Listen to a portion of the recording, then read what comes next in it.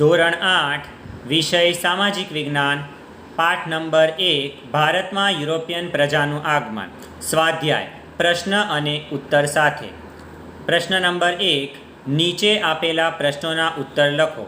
સવાલ નંબર 1 પ્રાચીન સમયથી યુરોપના દેશોમાં ભારતની કઈ કઈ ચીજવસ્તુઓની માંગ રહેતી હતી? જવાબ: પ્રાચીન સમયથી યુરોપના દેશોમાં રેશમી કાપડ, સુતરાઉ કાપડ, મલમલ, મરી મસાલા, તેજાના વગેરે ભારતની ચીજવસ્તુઓની માંગ રહેતી હતી. સવાલ નંબર 2 ભારત આવવાનો નવો જળમાર્ગ શોધવાનો સૌપ્રથમ પ્રયાસ કોણે કર્યો હતો? જવાબ: ભારત આવવાનો નવો જળમાર્ગ શોધવાનો સૌપ્રથમ પ્રયાસ ઇટલીના સાહસિક નાવિક ક્રિસ્ટોફર કોલંબસે કર્યો હતો. સવાલ નંબર 3 આજે પણ અમેરિકાના મૂળ વતનીઓ અને ત્યાંના કિનારાના ટાપુઓ કયા નામે ઓળખાય છે? જવાબ: આજે પણ અમેરિકાના મૂળ વતનીઓ રેડ ઇન્ડિયનના નામે અને ત્યાંના કિનારાના ટાપુઓ વેસ્ટ ઇન્ડિઝના નામે ઓળખાય છે. સવાલ નંબર 4 ભારત આવવાનો નવો જળમાર્ગ કોણે શોધ્યો હતો? ક્યારે? જવાબ: ભારત આવવાનો નવો જળમાર્ગ 22 મે 1498ના દિવસે પોર્ટુગલના સાહસિક નાવિક વાસ્કો દ ગામાએ શોધ્યો હતો. સવાલ નંબર 5 પોર્ટુગીઝોએ ભારતમાં કયા કયા સ્થળે પોતાના વેપારી મથકો સ્થાપ્યા હતા? જવાબ નંબર 5 પોર્ટુગીઝોએ ભારતમાં કાલિકટ, ગોવા, મેંગલોર, કોચીન, દીવ દમણ વગેરે સ્થળોએ પોતાના વેપારી મથકો સ્થાપ્યા હતા. સવાલ નંબર 6 ક્રિસ્ટોફર કોલંબસ કયા દેશનો વતની હતો? જવાબ: ક્રિસ્ટોફર કોલંબસ ઇટાલી દેશનો વતની હતો. સવાલ નંબર 7 ભારત આવવા નીકળેલો કોલંબસ આકસ્મિક રીતે ક્યાં જઈ ચડ્યો? જવાબ: ભારત આવવા નીકળેલો કોલંબસ આકસ્મિક રીતે અમેરિકા જઈ ચડ્યો. સવાલ નંબર 8 વાસ્કો દ ગામા કયા દેશનો વતની હતો? જવાબ: વાસ્કો દ ગામા પોર્ટુગલ દેશનો વતની હતો. સવાલ નંબર 9 વાસ્કો દ ગામાનું જહાજ કયા દિવસે કાલિકટ બંદરે આવ્યું? જવાબ: વાસ્કો દ ગામાનું જહાજ 22 મે 1498ના દિવસે ભારતના કાલિકટ બંદરે આવ્યું હતું.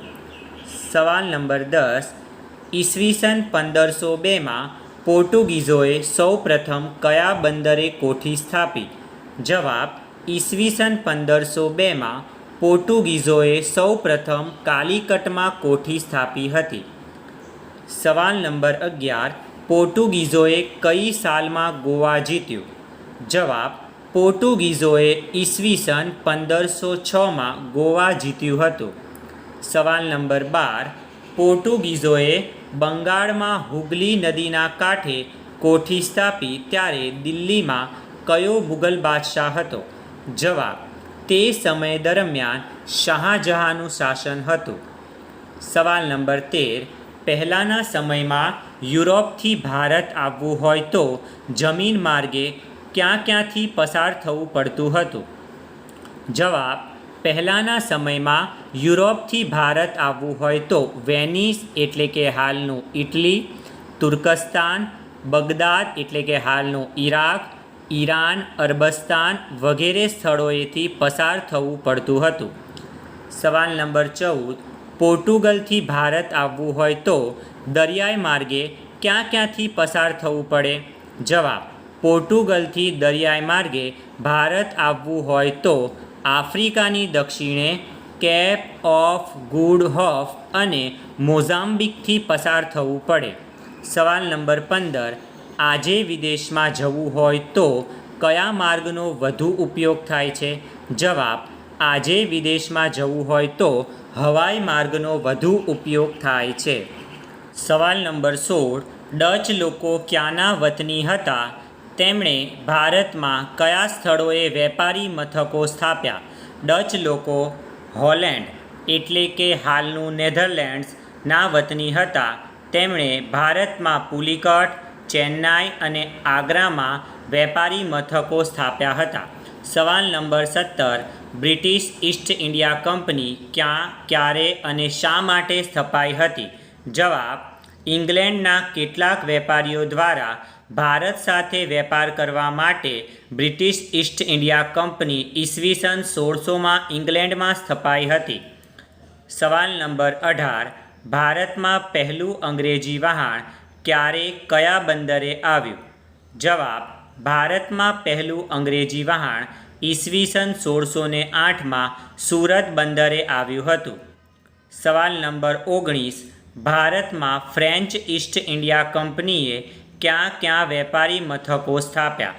જવાબ, ભારતમાં ફ્રેન્ચ ઈસ્ટ ઇન્ડિયા કંપનીએ સુરત અને પોંડિચેરીમાં વેપારી મથકો સ્થાપ્યા હતા. સવાલ નંબર 20, બંગાળમાં અંગ્રેજોએ સૌપ્રથમ કયા સ્થળે વેપાર શરૂ કર્યો? જવાબ, બંગાળમાં અંગ્રેજોએ સૌપ્રથમ હુગલી નદીના કિનારે વેપાર શરૂ કર્યો હતો. સવાલ નંબર 21, ભારતમાં સૌપ્રથમ અને સૌથી છેલ્લે કઈ યુરોપિયન પ્રજા આવી હતી? જવાબ, ભારતમાં સૌપ્રથમ પોર્ટુગીઝો અને છેલ્લે ફ્રેન્ચો આવ્યા હતા. સવાલ નંબર 22, પ્લાસીનું યુદ્ધ કોની કોની વચ્ચે લડાયું? તેના શા પરિણામો આવ્યા? જવાબ, પ્લાસીનું યુદ્ધ ઈસવીસન 1757માં બંગાળના નવાબ સિરાજ ઉદ દૌલા અને અંગ્રેજો વચ્ચે લડાયું હતું. આ લડાઈમાં અંગ્રેજોની જીત થઈ. આ યુદ્ધથી ભારતમાં અંગ્રેજોની સત્તાની શરૂઆત થઈ. પરિણામે આ બનાવથી ભારતનો ઇતિહાસ બદલાયો. સવાલ નંબર 23, બંગાળની કરવેરાની આવક શાથી ઘટી ગઈ? જવાબ, મુગલ બાદશાહ ઔરંગઝેબે બંગાળમાં માત્ર કંપનીને જ કરમુક્ત વેપાર કરવાની પરવાનગી આપી હતી, પરંતુ કંપનીના અધિકારીઓ કર ભર્યા વિના પોતાનો વેપાર કરવા લાગ્યા. આથી બંગાળની કરવેરાની આવક ઘટી ગઈ. સવાલ નંબર 24, ડચ લોકો કોની સાથે સ્પર્ધામાં ટકી શક્યા નહીં? જવાબ, ડચ લોકો અંગ્રેજોની સામે સ્પર્ધામાં ટકી શક્યા નહીં. સવાલ નંબર 25, કયા મુગલ બાદશાહ અંગ્રેજોને સુરતમાં કોઠી સ્થાપવાની પરવાનગી આપી? જવાબ, જહાંગીરે અંગ્રેજોને સુરતમાં કોઠી સ્થાપવાની પરવાનગી આપી હતી. સવાલ નંબર 26, કયા મુગલ બાદશાહે અંગ્રેજોને બંગાળમાં વેપાર કરવાની છૂટ આપી? જવાબ, શાહજહાએ અંગ્રેજોને બંગાળમાં વેપાર કરવાની છૂટ આપી હતી. સવાલ નંબર 27, અંગ્રેજોએ કયા મુગલ બાદશાહ પાસેથી કરવેરા આપ્યા વિના વેપાર કરવાની પરવાનગી મેળવી? જવાબ, અંગ્રેજોએ ઔરંગઝેબ પાસેથી કરવેરા આપ્યા વિના વેપાર કરવાની પરવાનગી મેળવી હતી. સવાલ નંબર 28, ઈસવીસન 1756માં બંગાળનો નવાબ કોણ બન્યા? જવાબ, ઈસવીસન 1756માં બંગાળનો નવાબ સિરાજ ઉદ દૌલા બન્યો હતો. સવાલ નંબર 29, બક્સરનું યુદ્ધ ક્યારે થયું હતું? જવાબ, બક્સરનું યુદ્ધ ઈસવીસન 1764માં થયું હતું. સવાલ નંબર 30, અંગ્રેજોએ પ્લાસીના યુદ્ધ પછી કોને બંગાળનો નવાબ બનાવ્યો? જવાબ, અંગ્રેજોએ પ્લાસીના યુદ્ધ પછી મીર જાફરને બંગાળનો નવાબ બનાવ્યો હતો. હવે વિદ્યાર્થી મિત્રો, પ્રશ્ન 2, નીચે આપેલી ખાલી જગ્યા પૂરો. પહેલી ખાલી જગ્યા, ભારત આવવાનો જળમાર્ગ શોધવાનું બીડું ઝડપનાર ઇટલીનો ખાલી જગ્યા હતો. જવાબ કૌંસમાં આપેલો છે, ક્રિસ્ટોફર કોલંબસ. ખાલી જગ્યા નંબર 2, ખાલી જગ્યા અમેરિકા ખંડ શોધ્યો હતો. જવાબ ક્રિસ્ટોફર કોલંબસ. ખાલી જગ્યા નંબર 3, આજે અમેરિકાના મૂળ વતનીઓ ખાલી જગ્યાના નામે અને તેના કિનારાના ટાપુઓ ખાલી જગ્યાના નામે ઓળખાય છે. જવાબ રેડ ઇન્ડિયન, વેસ્ટ ઇન્ડિઝ. ખાલી જગ્યા નંબર 4, ખાલી જગ્યા યુરોપથી ભારત આવવાના જળમાર્ગની શોધ કરી. જવાબ વાસ્કો દ ગામા. ખાલી જગ્યા નંબર 5, વાસ્કો દ ગામા સૌ પ્રથમ ભારતના ખાલી જગ્યા બંદરે ઉતર્યા હતા. જવાબ કાલિકટ. ખાલી જગ્યા નંબર 6, ઈસવીસન 1498માં કાલિકટમાં ખાલી જગ્યા નામના રાજાનું રાજ્ય હતું? જવાબ ઝામોરિન. ખાલી જગ્યા નંબર 7, પોર્ટુગીઝોએ કાલિકટમાં કોઠી ફરતે કિલ્લો બાંધી ખાલી જગ્યા નામના સેનાપતિને તેનો રક્ષક નિમ્યો હતો? જવાબ અલ્બુકર્ક.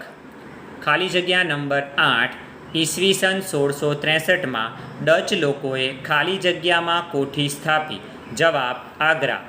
ખાલી જગ્યા નંબર 9, ભારતમાં સૌપ્રથમ આવનાર અંગ્રેજ વહાણનો કપ્તાન ખાલી જગ્યા હતો?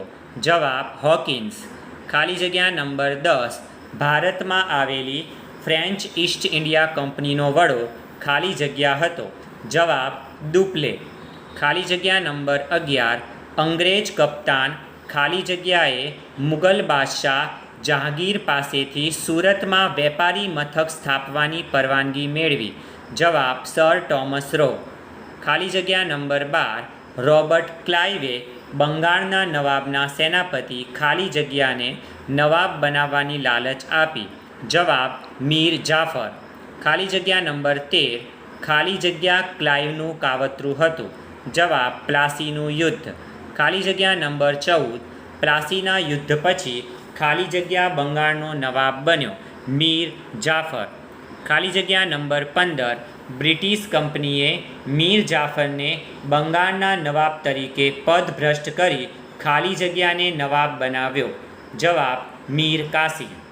ખાલી જગ્યા નંબર 16, મીર જાફરના મૃત્યુ બાદ ખાલી જગ્યા બંગાળનો નવાબ બન્યો? જવાબ રોબર્ટ ક્લાઇવ. ખાલી જગ્યા નંબર 17, ખાલી જગ્યાના યુદ્ધથી ભારતનો ઇતિહાસ બદલાયો? જવાબ પ્લાસી. હવે વિદ્યાર્થી મિત્રો, વિસ્તૃત ઉત્તરોના વિશે જાણીશું. પ્રશ્ન નંબર 3, નીચે આપેલા પ્રશ્નોના વિસ્તૃત ઉત્તર લખો. સવાલ નંબર 1, યુરોપિયન પ્રજાને નવા જળમાર્ગો શોધવાની જરૂર શાથી પડી? જવાબ પ્રાચીન કાળથી વિદેશી વેપારીઓ જમીન માર્ગે ભારતની વાયવ્ય સરહદેથી ભારત આવતા અને ભારતમાંથી માલ ખરીદીને યુરોપના દેશોમાં વેચતા. યુરોપ અને એશિયાના દેશોના વેપાર માર્ગનું મુખ્ય મથક ગણાતું કોન્સ્ટેન્ટિનોપલ શહેર તુર્કોએ જીતી લીધું. પરિણામે યુરોપ અને ભારત વચ્ચેના વેપારનો માર્ગ બંધ થયો. યુરોપના દેશોમાં ભારતના રેશમી કાપડ, સુતરાઉ કાપડ, મલમલ, મરી મસાલા, તેજાના વગેરેની માંગ વધી ગઈ. યુરોપના લોકોને ભારતના મરી મસાલા અને તેજાના વગર ચાલે તેમ ન હતું, તેથી તેમણે ભારત તરફનો નવો જળમાર્ગ શોધવાની જરૂર પડી. સવાલ નંબર 2, વાસ્કો દ ગામાનું જહાજ ભારત ક્યારે આવ્યું? કેવી રીતે? જવાબ વાસ્કો દ ગામાનું જહાજ પોર્ટુગલના લિસ્બન બંદરેથી ઉપડી આફ્રિકાની દક્ષિણે કેપ ઓફ ગુડ હોફનું ચક્કર લગાવી આફ્રિકાના પૂર્વ કિનારે મલિંદી પહોંચ્યું અને ત્યાંથી હિન્દ મહાસાગરમાં આગળ વધતા મોહમ્મદ ઇબ્ન મજીદ નામના ખલાસીની મદદથી હિન્દ મહાસાગરમાં થઈને 22 મે 1498ના દિવસે ભારત કાલિકટ બંદરે આવ્યું. સવાલ નંબર 3, પ્લાસીનું યુદ્ધ શાથી થયું? તેનું શું પરિણામ આવ્યું?